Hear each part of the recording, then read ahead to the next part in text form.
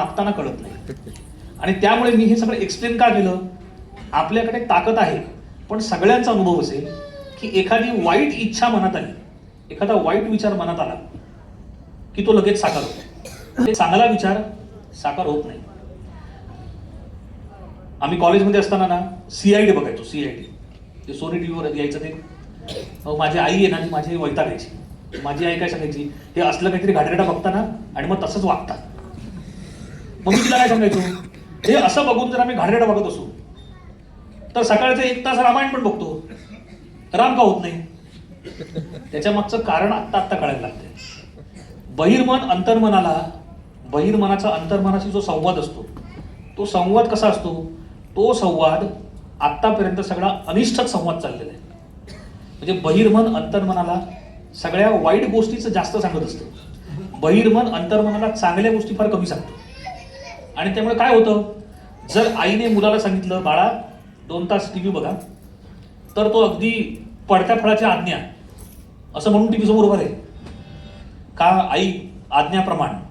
पण ते जर आईने सांगितलं की 2 तास टीव्ही बघितल्यानंतर 1 तास अभ्यास करा, तर तो पुढची इन्स्ट्रक्शन ऐकणार नाही. पुढची इन्स्ट्रक्शन काय ऐकणार नाही, कारण पुढची इन्स्ट्रक्शन चांगली. वाईट इन्स्ट्रक्शन ऐकायची सवय झालेली आहे, त्यामुळे चांगली इन्स्ट्रक्शन ऐकू येत नाही. बरीच वेळ बऱ्याच मुलं सांगतात बघा, अरे आईने विचारलं, अरे केलंस का ते काम? हो, तू सांगितलं होतंस, मी ऐकलंच नाही. छोट्या छोट्या वाईट गोष्टी जर हळू आवाजात सांगितल्या तरी सुद्धा ऐकता येतात, चांगल्या नाही. त्याचं कारण पडियले वळणं इंद्रियाचं कळ, सवयच लागलेली.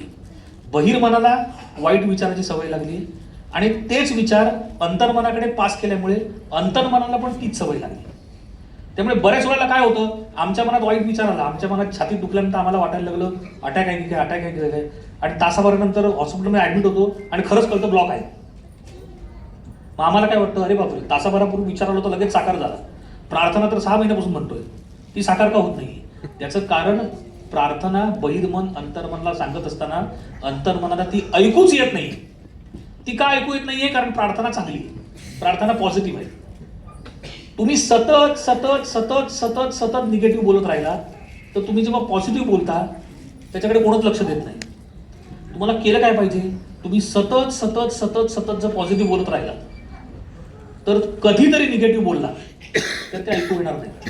संतांच्या मनामध्ये एखादा वाईट विचार कधीतरी आला असेल ना, पण तो संतांच्या मनात थारा का देत नाही? कारण संत सद्गुरूंच्या मनात 99.99% हे पॉझिटिव्हच विचार असतात. त्यामुळे एखादा असा आला तर तो नुसता उडून जातो, तो स्थिर होत नाही. आम्ही 99.99% फक्त वाईटच विचार करत असतो. आणि ते वाईटच विचार करत असल्यामुळे एखादा चांगला विचार आला तर तो चांगला विचार आपल्याकडे टिकत नाही. आणि त्यामुळे काय झालेलं आहे, आमचं जे अंतर्मन आहे, आमचं जे मन आहे, हे चुकीच्या ठिकाणी प्रसन्न होत आहे, चांगल्या ठिकाणी प्रसन्न होत नाही.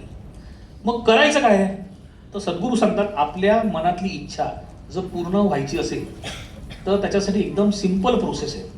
सिंपल प्रोसेस काय आहे, बहिर्मन आणि अंतर्मन ह्या दोघांची जी मैत्री आहे, ती मैत्री वाईट गोष्टींसाठी झाली आणि चांगल्या गोष्टींसाठी त्याचा 36 साकडा आहे. आपल्याला उलट करायचं, आपल्याला वाईट गोष्टींसाठी 36 साकडा करायचा आणि चांगल्या गोष्टीसाठी मैत्री करायची. जर चांगल्या गोष्टीसाठी मैत्री झाली तर बहिर्मनात जी इच्छा आहे ती अंतर्मनामध्ये पूर्ण होते. पण त्याच्यासाठी काय झालं पाहिजे, अंतर्मनाकडे अफाट शक्ती आहे याचं ज्ञान पाहिजे, त्याचं स्मरण पाहिजे आणि तो विश्वास अंतर्मनावर पाहिजे. आम्हाला अंतर्मनाकडे शक्ती आहे माहिती असतं. आम्ही मर्फीचं पुस्तक वाचतो, the power of your subconscious mind. मग अंतर्मनामध्ये सगळं बघतो. युट्यूबवर तर व्हिडिओ भयंकर आहेत, त्याच्यामध्ये अंतर्मनाकडे ही ताकद आहे, ती ताकद आहे, ती ताकद आहे. आम्हाला माहीत असतं पण आमचा त्याच्यावर विश्वास नसतो. एक उदाहरण सद्गुरू काय सांगतात, आम्ही 10 कोटीचं लॉटरीचं तिकीट काढतो.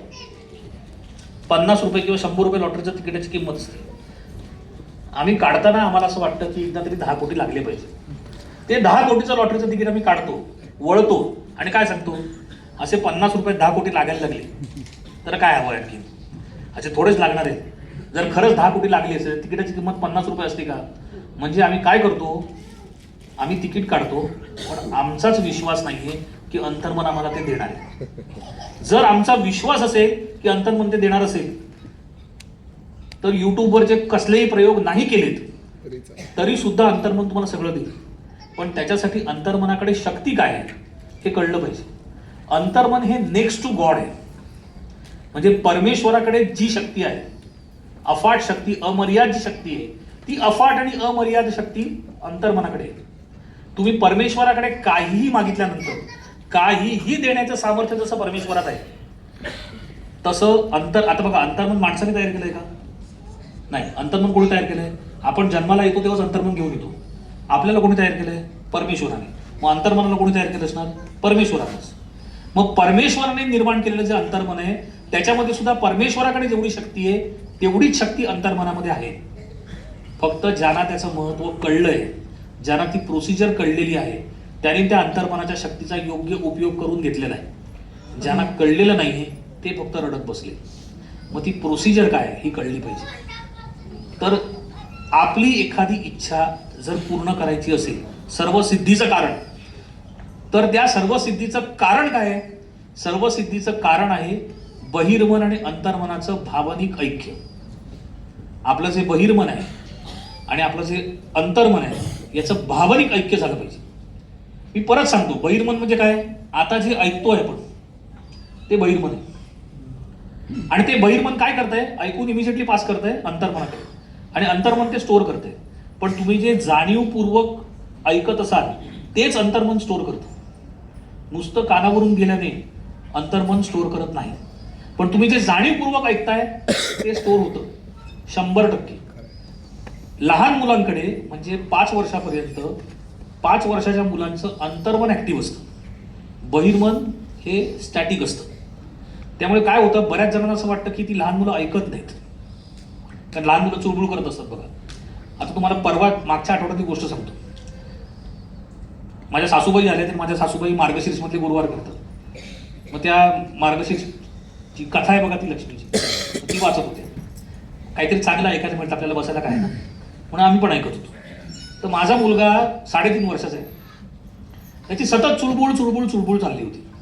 आणि आमच्या घरातली सगळी जण हे लक्ष दे, बघा, लक्ष दे, लक्ष दे, तरी तो शेवटपर्यंत चुळबुळच करत होता. सगळी चुळबुळ झाली. अख्खी पोथी वाचून झाल्यानंतर तो जेव्हा ड्रॉइंग काढायला बसला तेव्हा ड्रॉइंग काढताना नकळतपणे त्या महालक्ष्मीच्या पोथीमध्ये शेवटच्या पानावर लक्ष्मीची आरती आहे, महालक्ष्मीची. त्यांनी याच्या आधी कधी ऐकली नव्हती, एकदाच ऐकली होती. तो ते ड्रॉइंग काढताना ती महालक्ष्मीची आरती पुटपुटायला लागला. लक्षपूर्वक कोण ऐकत होतं? आम्ही की तो? आमचं लक्ष त्याच्यावर होतं. आम्हाला असं वाटलं की त्याचं लक्ष नाही, पण त्याचं लक्ष पोथीवर होतं. म्हणून जीवनमितीच्या कार्यक्रमात पण ना, बऱ्याच वेळेला मुलांना घेऊन आल्यानंतर बरेच वेळा ते आई वडील त्यांच्या आई वडील त्या मुलांना फोर्स करतात, काका ओरडत, तिला नीट लक्ष दे, नीट लक्ष दे, आणि ते चुळबुळ करत असतं. आता मी तुम्हाला त्याच्या गेल्या महिन्यातला सांगतो. एका शाखेमध्ये गेलो होतो, तर तिकडे मी बोलत असताना अशी मुलं फिरत होती, खेळत होती. मला सद्गुरूंचं वाक्य लक्षात आहे. सद्गुरूंनी काय सांगितलं, ती लहान मुलं जी आहेत ना, इथे येऊन झोपली तरी चालते, पण त्यांना घेऊन या, त्यांच्या अंगावरून जीवनविद्येचं वारं जाऊ दे. आता जर ती मुलं इथे येऊन झोपत असतील किंवा जर काही खेळत असतील आणि त्याचा त्रास होत असता, तर सद्गुरूंनी हे वाक्य काय म्हटलं असतं, असं मी विचार केला. आणि 2 मुलं खेळत होती. गंमत बघा, म्हणजे अंतर्मनाची ताकद काय. त्यांचं बहिर्मन डेव्हलप झालं नसलं, 5 वर्षापर्यंतची मुलं जर आपल्या घरात असतील तर लक्षात ठेवा, घरात टाइम बॉम्ब आहे ऍक्च्युली. जर तो इकडे तिकडे झाला, घरातच फुटेल 100%. त्यामुळे आपल्याला त्यांच्याबरोबर अगदी जपून वागावं लागतं, अगदी जपून. कारण जिकडे अंतर्मन ऍक्टिव्ह आहे ना, तिकडे तुम्ही धोका पत्करूच शकत नाही. जिकडे अंतर्मन ऍक्टिव्ह आहे, आपण मोठे झाल्यानंतर, अध्यात्म आल्यानंतर, सद्गुरूंच्या मार्गदर्शनाखाली आल्यानंतर आपण अंतर्मन आपलं ऍक्टिव्ह करतो. अंतर्मन ऍक्टिव्ह कशाला करतो? इच्छा पूर्ण होण्यासाठी. त्या लहान मुलांचं अंतर्मन मुळातच ऍक्टिव्ह असतं. त्यामुळे तुम्ही जाणीवपूर्वक, नेहमीपूर्वक त्यांच्यासमोर जे जे काय वागताय ते थेट कॉपी करत असतात, थेट. तुम्ही त्यांना जाणीवपूर्वक शिकवा, नाहीतर नका शिकवू. तुम्हाला दोन्ही उदाहरणं देऊन सांगतो. तर ती 2 मुलं खेळत होती, तर त्यांच्या आया सारख्या सांगत होत्या की लक्ष दे, लक्ष दे. नंतर काय झालं, त्या 2 मुलांचा मला त्रास नाही, त्या 2 मुलांच्या आयांचा मला त्रास व्हायला लागला. मी त्यांना म्हटलं, नको, खेळू दे ना त्यांना, ते त्रास देतात का? ते आपोआप खेळू दे ना. मग त्या गप्प बसले. प्रवचन झालं, परत बघा तो पोथीचाच अनुभव आला. मग आपण प्रवचन झाल्यानंतर प्रार्थना म्हणतो. प्रार्थना म्हटल्यानंतर भलकरची साधना करतो. तर ती बाकीची सगळ्यांचं किती लक्ष होतं माहित नाही. त्यांनी भलकरची साधना म्हणायला सुरुवात केली. ती मुलं खेळतातच आहे, त्या मुलांचं लक्षच नाही. भलकरची साधना सुरू केली. देवा यांचं भलं कर, देवा यांचं कल्याण कर, देवा यांचा संसार सुखाचा कर. परत एकदा म्हटलं, देवा यांचं भलं कर, देवा यांचं कल्याण कर, देवा यांचा संसार सुखाचा कर.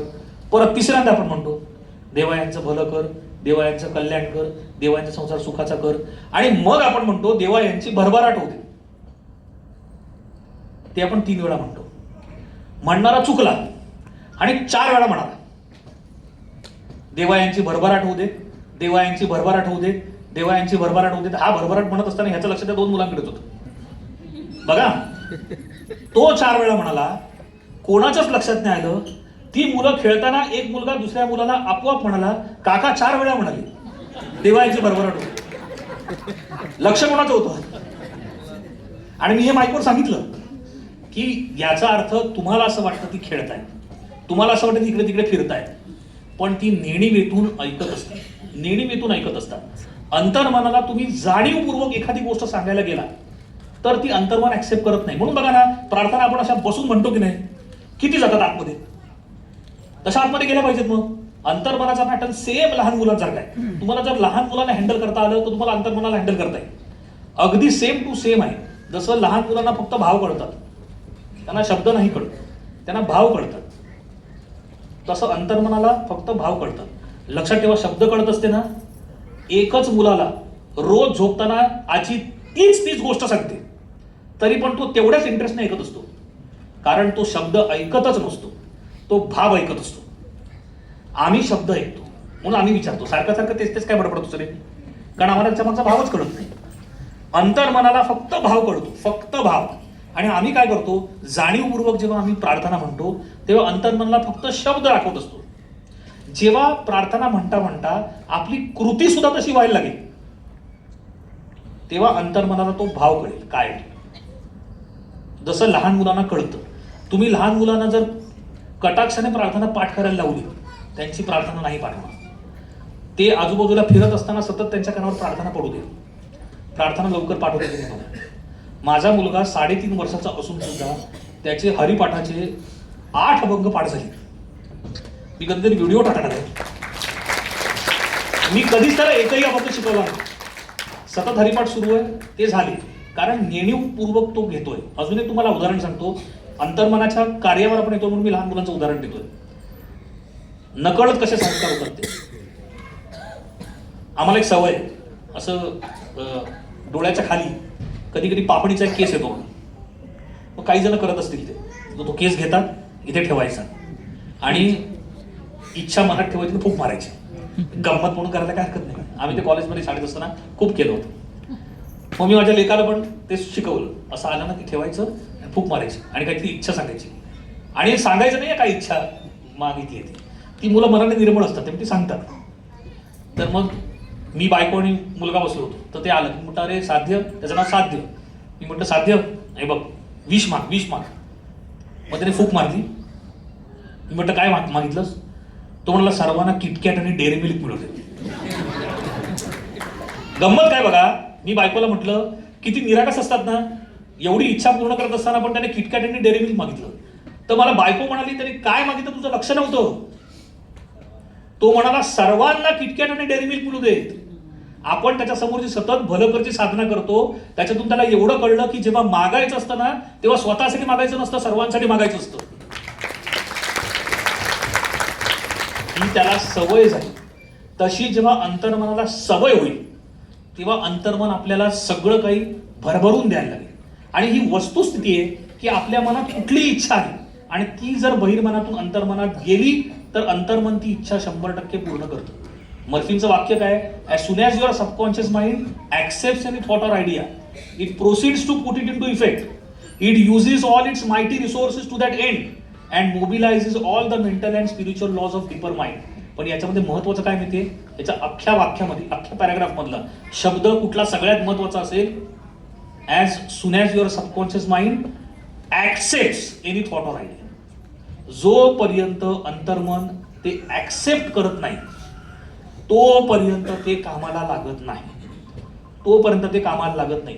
लहान मूल जेव्हा एखादी गोष्ट ॲक्सेप्ट करतं तेव्हा ते तसं वागायला लागतं.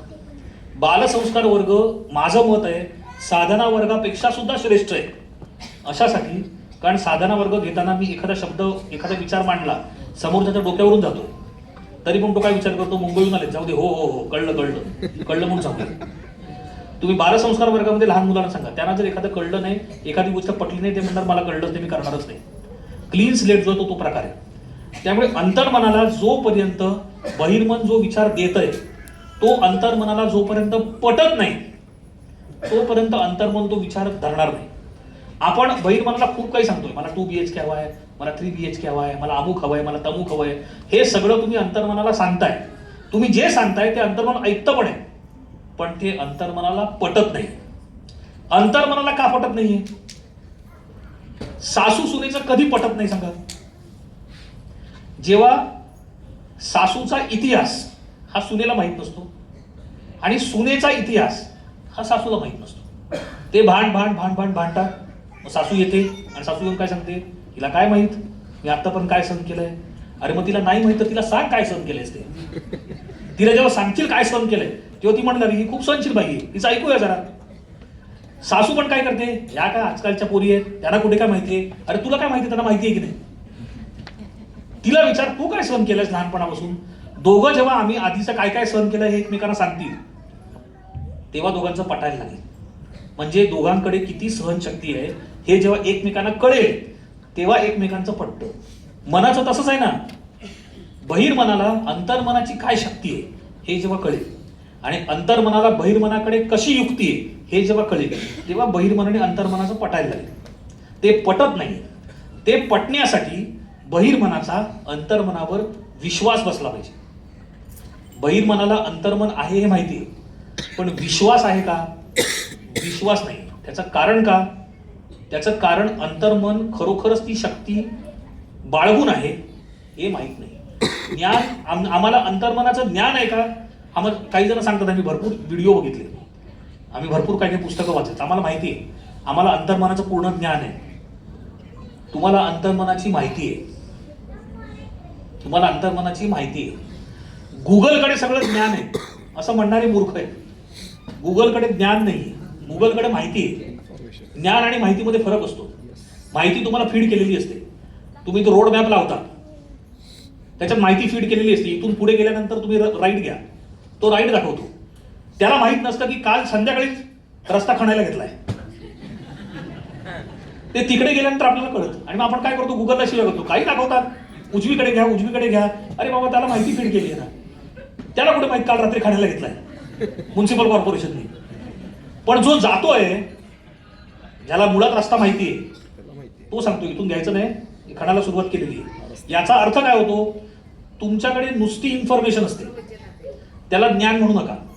Information plus experience is equal to knowledge. जेव्हा माहितीला अनुभवाची जोड लागते मिळते तेव्हा ते ज्ञान होतं नाहीतर ते ज्ञान होत नाही. त्यामुळे अंतर्मनाची बहिर्मनाला माहिती आहे ज्ञान नाही. ज्ञान कधी येईल?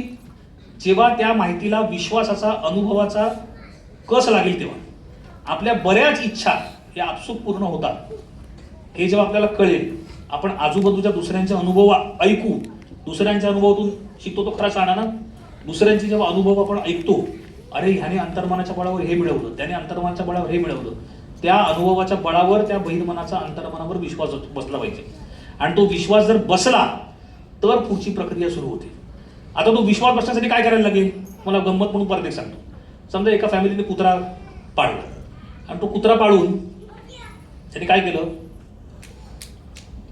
पॉमेलियन कुत्रा होता पॉमेलियन कुत्रा. मग तो घरी सगळीकडे फिरत होता. आता तुमचा पॉमेलियन कुत्रा आहे तो घरचा सदस्यच आहे पण म्हणून तुम्ही रात्री त्याला दरवाजाकडे बांधून दरवाजा उघडा ठेवून झोपाल का? नाही झोपणार. का? कारण पॉमेलियन कुत्र्यामध्ये संरक्षण करण्याची क्षमता नाही. तुम्ही दरवाजा उघडा ठेवून त्याला बाहेर बांधून झोपाल सकाळी उठून तुम्ही बघाल घरातल्या गोष्टी गायब आणि पॉमेलियन कुत्रा पण गायब. ते आलेले पॉमेरियन कुत्र्यांना पण उचलून घेऊन गेले, कळलं नाही. पण समजा तुमच्याकडे रॉट व्हीलर आहे, कुत्र्याच्या ब्रीडचं किती जणांना नॉलेज माहित नाही. रॉट व्हीलर ही इतकी भयानक कुत्र्याची जात आहे की आणल्यानंतर सगळ्यात पहिल्यांदा तो आपल्या मालकालाच चावतो, असा समज आहे. म्हणजे आपण म्हणतो ना चॅरिटी बिगिन्स ॲट होम, सुरुवात घरापासूनच करा. बहुतेक त्याच्यावर तसाच संस्कार झालेला असतो. आता तो जो रॉट व्हीलर आहे एवढा मोठा कुत्रा असतो आणि तो भयंकरच दिसतोय भयंकर आणि असतोय डेंजर. आता तो रॉट व्हीलर जर कुत्रा आणला, माझं मत आहे दरवाजा उघडा नाही, दरवाजा बांधला नाही तरी चालेल, त्याला फक्त बाहेर उभा करून डाराडोर झोपा, काही होणार नाही, तो आता आत्मनाला येऊच देणार नाही. रॉट व्हीलर ते करू शकतो हे माहिती असल्यामुळे ती लोक आरामात झोपतात. आपलं अंतर्मनाच्या बाबतीत तसंच झालेलं आहे. आपला आतमध्ये रॉट व्हीलर आहे, आम्ही समजतोय त्याला पॉमेलियन, आणि पॉमेलियन समजत असल्यामुळे त्याच्या शक्तीवर आपला विश्वास नाही.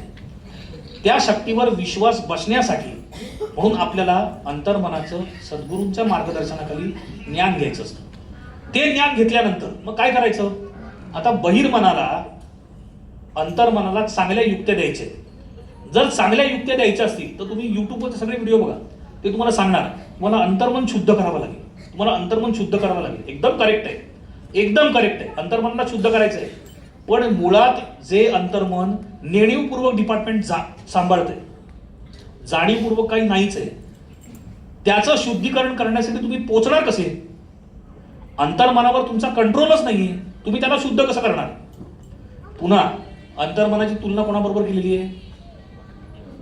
लहान मुलाबरोबर. लहान मुलाला शुद्धीकरणचा अर्थ काय होतो? आंघोळ. तुम्ही युजली बघा, जनरल प्रोसिजर घरी बघतो म्हणून लहान मुलाला जेव्हा आंघोळ घालतात, ती लहान मुलाला आंघोळ जर आई घालणार असेल किंवा आजी घालणार असेल किंवा वडील घालणार असतील तर प्रोसिजर काय बघा. पहिल्यांदा ते स्वतः आंघोळ करतात, बघा तुम्ही, आणि आंघोळ केल्यानंतर बाहेरच्यांना सांगतात माझी आंघोळ झाली की मी हाक मारतो, मग त्याला हाक पाठवा. कारण त्याला आंघोळ घालताना हे पण स्वतः दिसतात ना. अंतर्मनाला जर आंघोळ घालायची असेल, अंतर्मनाचं जर शुद्धीकरण करायचं असेल तर बहिर्मनाचं शुद्धीकरण झालं पाहिजे. बहिर्मनाचं शुद्धीकरण जर झालं नाही तर अंतर्मनाचं शुद्धीकरण होत नाही. जर तुम्हाला अंतर्मनाकडून एखादी चांगली इच्छा पूर्ण करून घ्यायची असेल तर अंतर्मनाला शुद्ध करावं लागेल. अंतर्मनाला शुद्ध करण्यासाठी बहिर्मनाला शुद्ध व्हावं लागेल. आज काय होतंय, बहिर्मन शुद्ध नाहीये आणि आम्हाला अंतर्मनाला शुद्ध करायचंय. म्हणजे आम्ही काय करतो माहितीये, त्या लहान मुलाला विचारतो इकडे किती वाजले, तो म्हणतो 7:30. आज शुभम करोती म्हटलंस का? म्हटलं शुभम करोती, आज विसरलास. त्याला विचारायच्या आधी स्वतःला प्रश्न विचारायचा, मी शेवट शुभम करोती कधी म्हटलं होतं? मला आठवत सुद्धा नाही कधी शुभम करोती म्हटलं होतं. म्हणजे मी कधीतरी म्हटलं होतं आणि त्याला सांगतोय 7:30चा शुभम करोती म्हणून. एखाद्या मुलाचं आपलं काय होतं, आपण आपल्यावरून मुलाला जज करत नाही, मुलं आपल्याला जज करत असतात. मी तुम्हाला अजून एक उदाहरण म्हणून सांगतो. माझ्याकडे एक विद्यार्थिनी होती, 12वीला होती, आपल्या नामधारकांचीच कुटुंबातली, आणि ती परीक्षेच्या 1.5 महिना आधी आजारी पडली. हॉस्पिटलमध्ये ऍडमिट व्हावं लागलं. मला वाटलं परीक्षा देते ना देते. आली, ती मला म्हणाली सर मला परीक्षा द्यायची आहे. म्हटलं तुला द्यायची आहे ना, आपण तयारी करूया. परीक्षा दिली आणि तेवढ्या सगळ्या दिवसामध्ये सुद्धा म्हणजे ती परीक्षा देईल की नाही या परिस्थितीमधून तिने 78% घेतले, 78% घेतले आणि ती पेढे द्यायला मला आली. तर पेढे दिले. मी म्हटलं कॉंग्रॅट्स, हा मला माहिती आहे तुझे 78% काय आहेत ते, त्यामुळे मी समाधानी, मला काही प्रॉब्लेम नाही. तर तिचा चेहरा पडला होता. मी म्हटलं काय झालं? तर म्हणाले आई चिडली आहे. म्हटलं का? मला 78% मिळाले म्हणून. तर कुठे काकू? काकू तुमच्याच घरी गेले, काकांना पेढे द्यायला. माझे बाबा तेव्हा होते. मी म्हटलं हरकत नाही, तिकडे शुद्धीकरण होईल वेगळं. मग मी क्लास बंद करून घरी आलो की बाबांना विचारलं, म्हटलं आल्या होत्या का काकू? हो आली होती, पेढे दिले. मला म्हणाले काय कमी टक्के मिळाले? 78%. मी तिला विचारलं तुला किती मिळाले होते 12वीत? गप्प बसली. आपल्याला मिळाले होते का? आपली मुलांकडून अपेक्षा असते, सगळं ठीक आहे, त्या अपेक्षेचं ओझं होता का मध्ये? अपेक्षा ठेवणं काही वाईट नाही, त्या अपेक्षा लादू नका. अपेक्षा लादणं फार वेगळं आहे. अपेक्षा कशा पाहिजेत माहितीये? लहान मुलांसारख्या पाहिजे. खरं तर आपण त्यांच्याकडून शिकलं पाहिजे. इंग्लिशमध्ये एक छान म्हण आहे, child is the father of the man. असं म्हण आहे, child is the father of the man. अपेक्षा असाव्या पण जशा लहान मुलाच्या आई वडिलांकडून असतात ना, एकदम लहान मुलाच्या, तशा आई वडिलांच्या मुलांकडून मोठ्या झाल्यावर अपेक्षा पाहिजे. तो काय विचारतो, आज तुम्ही मला काय आणलं, हे आणलं, मग त्याची अपेक्षा असते ना. पण आई वडील काय सांगतात, अरे आज ना ते दुकानच बंद होतं, तुला ना उद्या देतो, ते गप्प बसतं. म्हणजे याचा अर्थ काय, आई वडिलांकडून अपेक्षा ठेवतं पण लादत नाही. मोठं झाल्यावर लादतात ना, मात्र मोठं झाल्यावर लादतात. ते दिलंच का, ते नाव त्याच्यात टाकलंच का.